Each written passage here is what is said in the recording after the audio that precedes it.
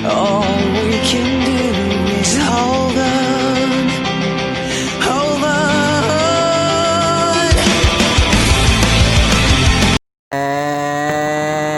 Tung tung tung. Selamat mendengar dan menonton. Assalamualaikum warahmatullahi wabarakatuh. Saya di sini menyampaikan tugas yang diberi oleh Bu Munawwaroh S.M.Si.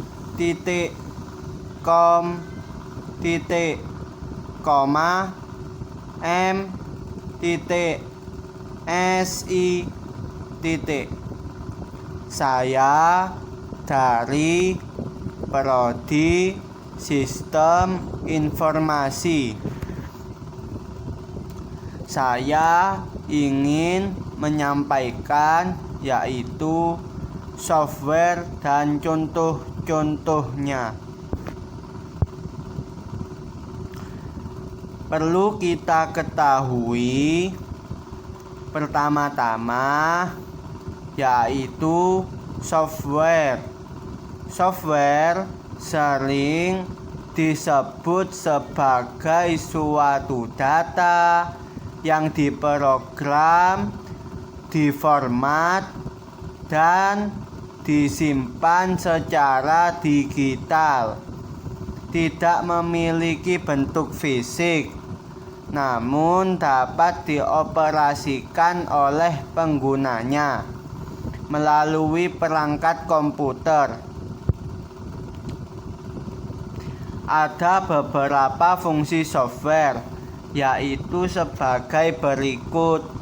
Sebagai penghubung antara beberapa software lainnya dengan hardware. Hardware yaitu perangkat keras yang ada pada komputer. Itu fungsi yang ke-1.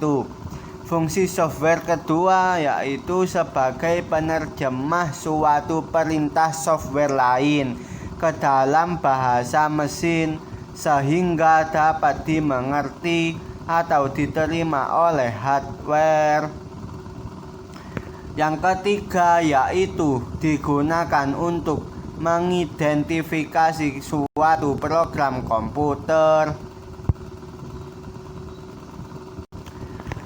Contoh software yang pertama yaitu Adobe Photoshop, merupakan contoh software pengolah gambar maupun foto buatan Adobe System. Kelebihan membuat tulisan dengan efek tertentu. Itu yang ke-1. 2. Membuat tekstur dan material yang beragam. 3. Mengedit foto dan gambar yang sudah ada. Kekurangan dari Adobe Photoshop yaitu ukuran penyimpanan file relatif besar. Nomor 2, kekurangannya akan lebih rumit ketika mengedit gambar dari banyak layer yang digabung. Contoh software yang kedua yaitu Microsoft Office Word adalah sebuah program yang merupakan sebagian dari paket instalasi Microsoft Office. Berfungsi sebagai perangkat lunak pengelola kata meliputi membuat, mengedit, dan menformat dokumen. Kelebihannya yaitu Word dilengkapi tool yang dasar untuk desktop publishing. 2. Fasilitas lebih lengkap dari versi sebelumnya.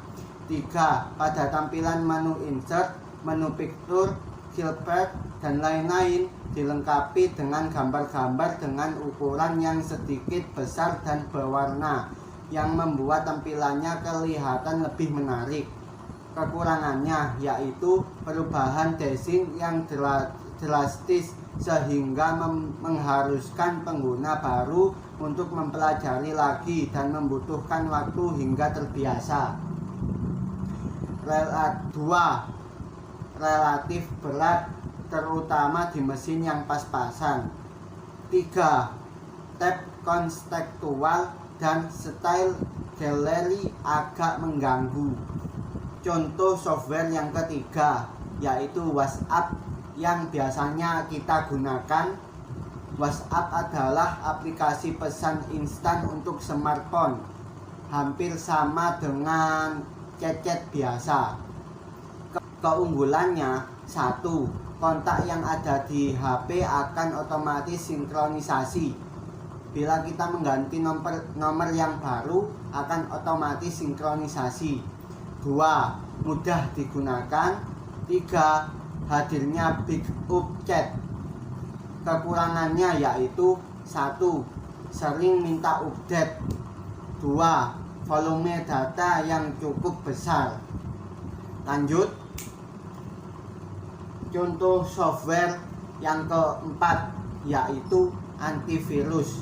Antivirus merupakan perangkat lunak dalam kurung software yang digunakan mendeteksi dan menghapus virus komputer, baik dari file-file sistem komputer ataupun dari file-file data dan program yang terinfeksi. Lanjut. Antivirus ada banyak, salah satunya yaitu Avast. Avast adalah sebuah program antivirus yang dikembangkan oleh Awil Software yang berdomisili di Praha, Republik Ceko. Program ini pertama kali dirilis pada April 1988. Avast adalah salah satu program antivirus pertama dirilis untuk Windows x64. Kelebihannya yaitu scanning cepat. 2. Tampilan Avast cukup menarik. Kekurangannya, Avast belum memiliki file update offline sehingga update harus dalam keadaan online. 2. Seleksi virus lokal kurang handal. Software dibagi menjadi 2, yaitu 1. Software berdasarkan jenis. Software berdasarkan jenis yaitu 1.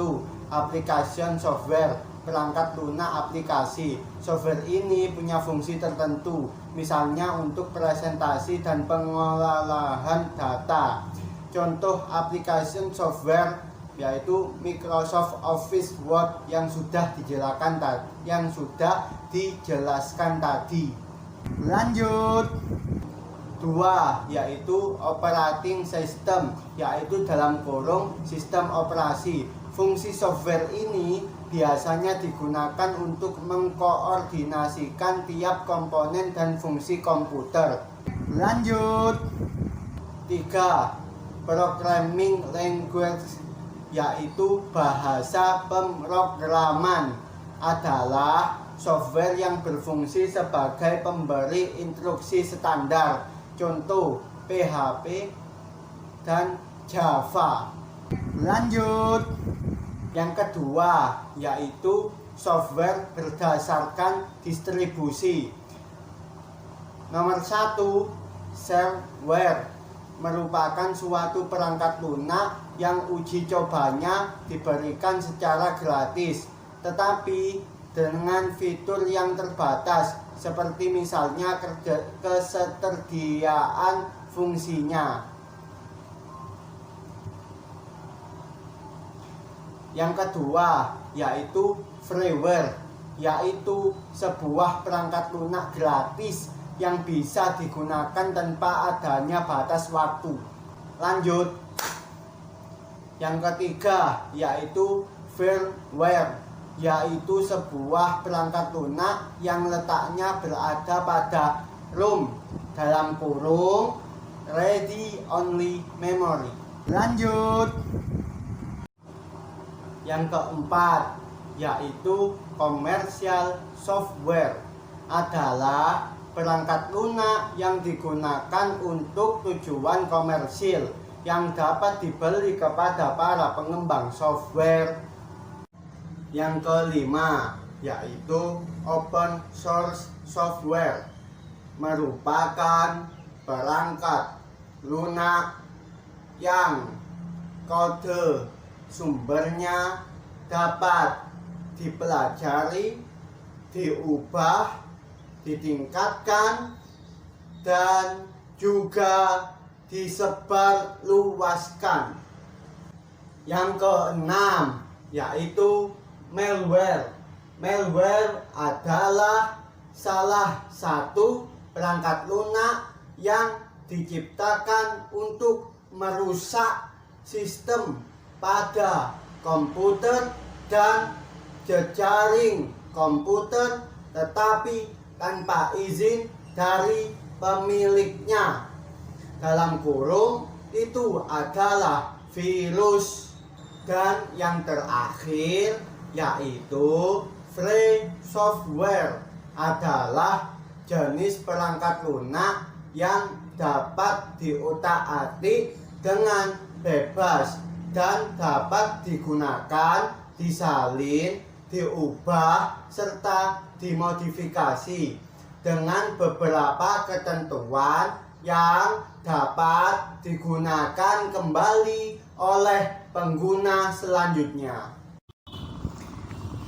Terima kasih Anda telah menyaksikan.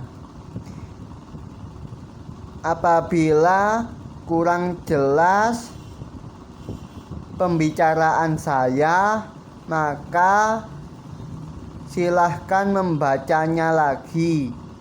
Jangan mendengarkan. Maaf. Sekian dari saya. Assalamualaikum warahmatullahi wabarakatuh.